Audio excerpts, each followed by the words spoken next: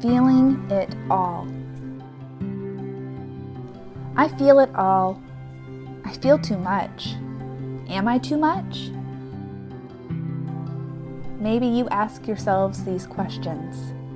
We feel so much as creative beings. We feel joy. We feel pain. We feel inspiration. We feel grief. We feel sadness. And sometimes the darker emotions are what linger in the air the longest. We wish that we could hold onto the feelings of joy so that they could kind of carry us through from day to day. And yes, that happiness can carry you forward and help you. But sometimes the sadness is what hangs around the longest. And it is important to realize that it is there for a reason.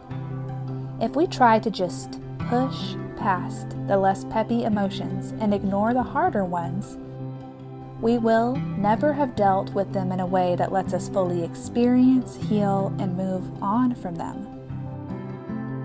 Have you ever felt like grief is persistent? Or that you cannot shake a negative feeling? Have you ever felt such a heaviness in the air that it seems like a dark cloud is hanging over your head? Do you show it when you're feeling it? Do you share it with others? Do you channel it into the art that you're making or into the work that you're doing? There's this tendency to not want to show those tender spots to the world. We tell ourselves if we can just create beauty, create joy, or make something lovely to think about, we should just dwell there, right? Yes, create beauty, but also we should not hide from our pain. In fact, I think that as creatives, we should share it through our art. Let your art be a catharsis for expressing the emotions that you feel tangled in. Just as we experience elation and happiness in big ways and want it to last as long as possible, we have to sit with grief and sadness and negative emotions too, and be with them until their time passes. And throughout it all, we will learn from our emotions. We will each experience them and have the opportunity to let them teach us something new about ourselves and how we interact with the world around us. The spectrum of emotion is wide. It is like a pendulum. You go from one side to the other, swinging back and forth and back and forth. And that is natural. We aren't simply all happy or sad all of the time. It doesn't have to be all or nothing. It doesn't have to be black and white. In fact, we are mostly living in this gray space of feelings and emotion.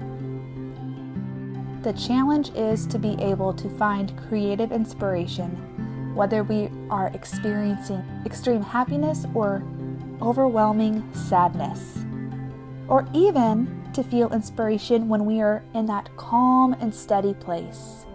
How can we access our creative voice, no matter the challenge, and put it into our work so that we can share it with the world and articulate an emotion through our artwork? There is joy and pain and everything in between. How can we infuse it into the work that we're making?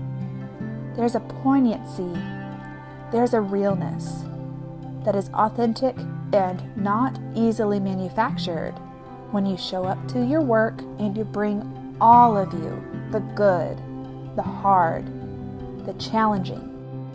When we create work that we deeply connect with, others will connect with it too.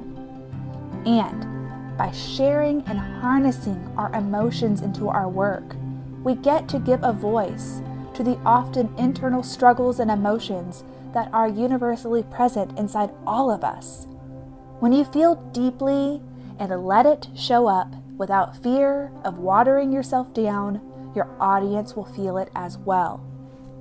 There's no need to be toxically positive or overtly negative. Just let it be real and let it flow.